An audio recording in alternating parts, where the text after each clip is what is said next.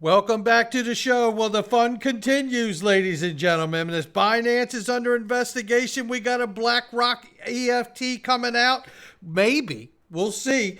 ETHgate gets a new classification. What is going on, ladies and gentlemen? And we're going to talk about the lion in the bush. We got China and BRICS. We got Stuart Alderoty, who talks Ripple's Playbook, and you're going to want it. Central banks, 30 use cases. Ripple Central Bank, Ripple partner. We're going to talk about that news and 3 reasons that some analyst here is telling us, and is going to walk us through it, why we can see a $30 XRP in 3 to 4 months. I want to see it too. Somebody roll that beautiful intro.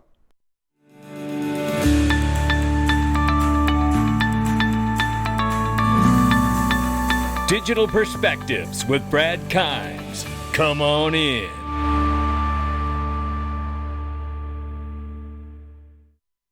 Welcome back to the show, everybody. You can follow us on Twitter and YouTube for exclusive content. Right now, the market is at $1.08 trillion. The market is up 1.7%. Good afternoon. Bitcoin now 25,600 plus. We see 1,600 plus for Ethereum. Tether market cap is 83.5 billion plus. We're going to watch it closely till we know how the U.S. government feels about it. XRP is 46 cents. It's off by 2.5% in the last 24 hours, but 12.6% in the last 7 days. What is going on there? Hopefully we find out. But right now, I want to tell you about this. This is an area of private equity. And yes, you have to be accredited. And yes, there is a large part of this audience that happens to be. But if you're not, pay attention, because I know you want to be at some point. I wasn't at one point, and now I am. So this is all about being on a journey together. And when you get to that place, you can come to some place like this. Link2.com has the most incredible private equity that you can get, like Ripple itself, PolySign, Link2 for bringing it to you, Chainalysis when it's available, Uphold. I mean, there's so much here. You're going to want to get in here. And by the way, if you click on each one of these things, you could start to learn about the companies too, because they have so much data and analytics information. Even if you're not accredited, there's a huge benefit to the site. But if you are, you know that these products do not last long. Click the link underneath the video and make sure you take advantage of it. Oh boy, here we go right here. Now I got to show this to you. Shout out to Mr. Hubert for this one here. Hinman didn't give insider knowledge to private investors. What's your opinion on this? He asked former SEC official. But I want to show you this very quickly here, because this was right after the speech was given for the free pass of Ethereum here. And I say that there was a lot of people that said that the Hinman emails were a nothing burger. Well, I want to play something for you here. I bet dimes to donuts. They will say Ethereum probably was a security, but it's not anymore. I think we have an intraday chart, by the way, of Ethereum. Let's see if we can pop it up there. This is what I'm talking about. So wow. You can see over there, that was after the comments by the SEC. So interesting market action there, right? Whoa. Yeah, I mean, this is a nascent This market. is why insider trading is against the law, people. Okay. And you have to ask yourself, is that exactly what went on here? Because the next time someone says to you the Hinman emails were a nothing burger, show them this chart.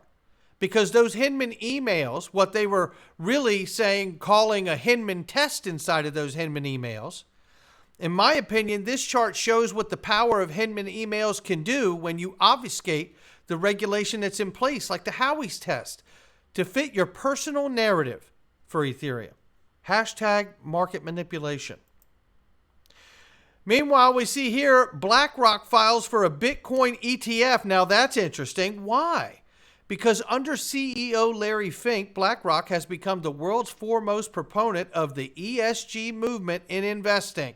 The E in ESG stands for environmental. So BlackRock has apparently concluded that Bitcoin mining trading is entirely consistent with its pro-environment values. That's great. But who's going to break this news to Elizabeth Warren? Oh, see, this is why you got to follow Metal Oh Man right here. He knows the score, ladies and gentlemen. And then we see this. Binance is under investigation by French authorities over alleged money laundering related issues, adding to the mounting global scrutiny of the world's largest crypto exchange.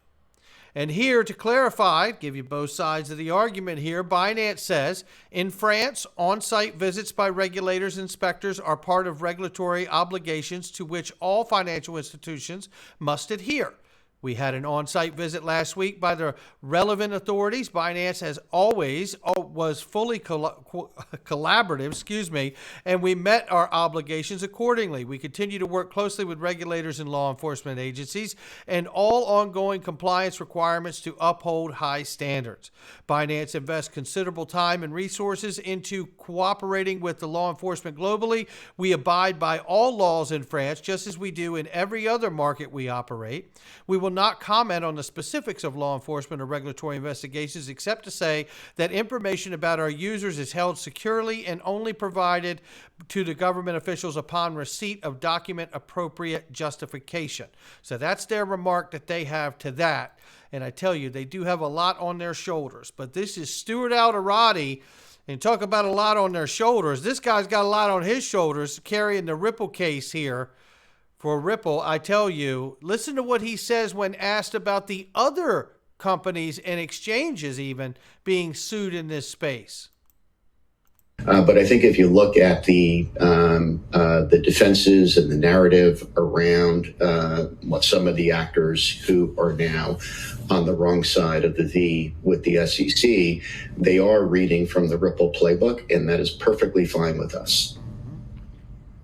Well, on that topic, we must bring up the two recent lawsuits that we've been talking about for the last 2 weeks, the SEC versus Coinbase and Binance. You're expecting a result in your case, I think, by the end of September. How do you think that the result of the Ripple case or even the revelation of the Hinman documents might be of aid to Coinbase or Binance as they fight their own legal battle?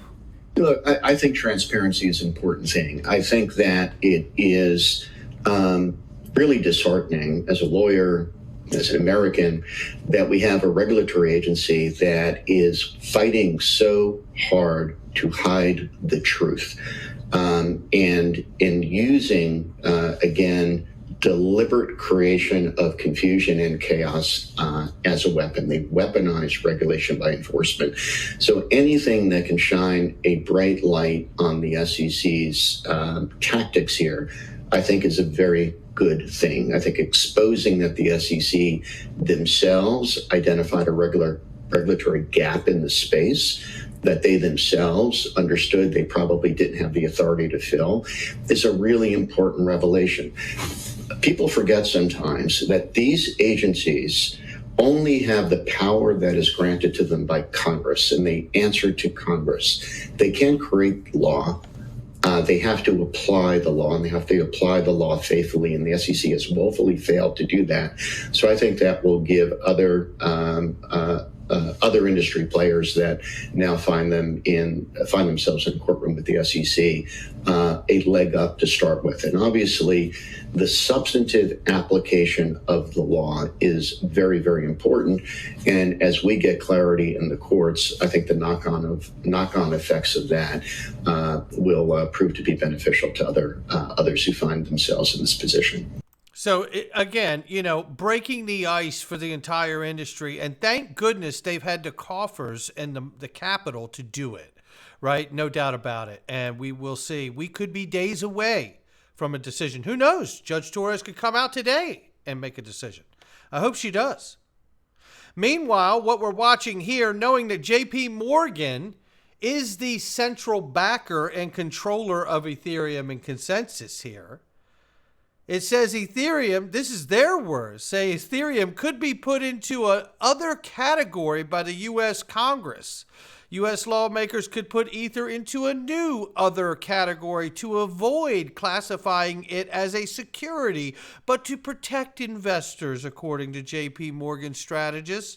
The comment comes after the release of the Hinman documents earlier this week as a part of the ongoing enforcement lawsuit against Ripple Labs by the SEC. And I tell you, if you ever wanted to know if that free pass is still valid, I think the answer is in. It is a resounding yes. But when we're looking at the exchanges that are being sued here lately, ladies and gentlemen, Coinbase, the Binances of the world, right? Don't forget about Bakkt. Now, Bakkt has done some delisting here recently, but Bakkt is owned by the parent company, Intercontinental Exchange, that also owns the New York Stock Exchange. I have said and continue to say that I believe Bakkt is the lion in the bush awaiting its turn. And it is probably going to become the New York Stock Exchange for crypto. Don't believe it. It's still probably true. Chinese banks will let their customers pay for more wealth management products using digital yuan as the nation's central bank digital currency continues to branch out. And I'm showing this news specifically to point out and highlight that they are still leading the digital asset revolution. And that should disturb all of us, knowing that everything they do is about controlling people. The BRICS group is in search of an alternative currency to the USD, and Bitcoin is a candidate, says Whale Chart. Now, I like Whale Chart here. John Deaton says, if true, expect the narrative from Elizabeth Warren, Senator Sherrod Brown, Gary Gensler, Brad Sherman that Bitcoin is bad will intensify. Well, that is for sure. But I can also confirm, too, that that is the first mention I have heard of BRICS talking about using or considering Bitcoin as a candidate for their reserve or alternative currency. Up until now, it has been a commodities-backed, gold-backed currency that has been discussed for that coalition. Meanwhile, central banks successfully test over 30 CBDC use cases, including offline payments. Bank of England, obviously a part of that, along with the Bank of International Settlements. And that really speaks to the Project Rosalind that just happened, which was also about using APIs and interacting between the CBDC private ledgers for the banks, along with public-private relationships as well, and making that interoperability happen. So here we see the announcement as well. If you haven't heard, with all the news of the him and emails, Ripple announced yesterday a new central bank partner for a new CBDC trial happening in Colombia, adding to the list of Hong Kong, Bhutan, Palau, and Montenegro. And those are just the ones that we know about. Very exciting times indeed.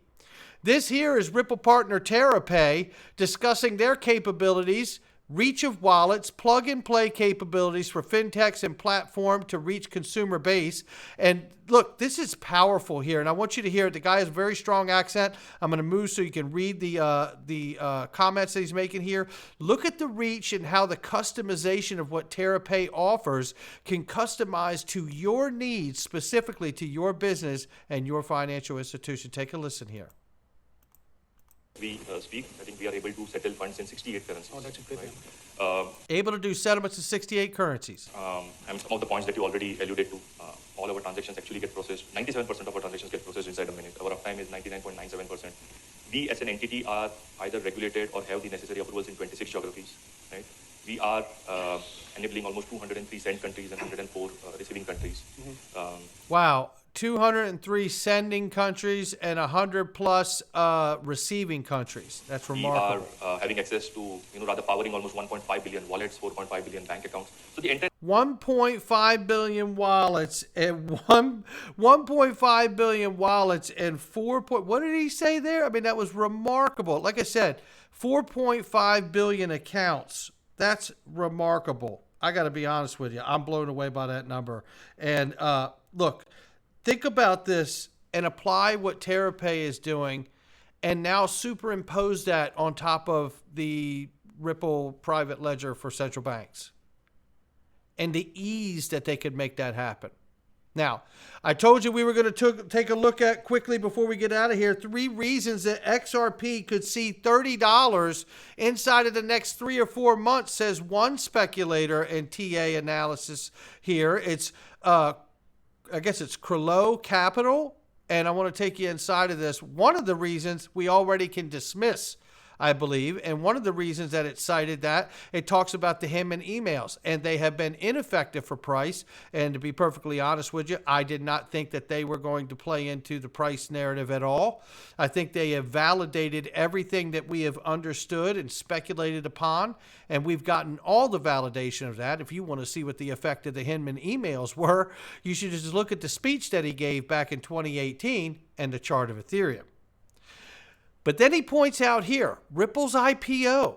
Ripple and its executives have shared their desire to take payment remittance firm public from time to time during the lawsuit. Ripple's IPO could act as a key milestone and a bullish catalyst for XRP price, given the token is native to the Giant's XRP ledger.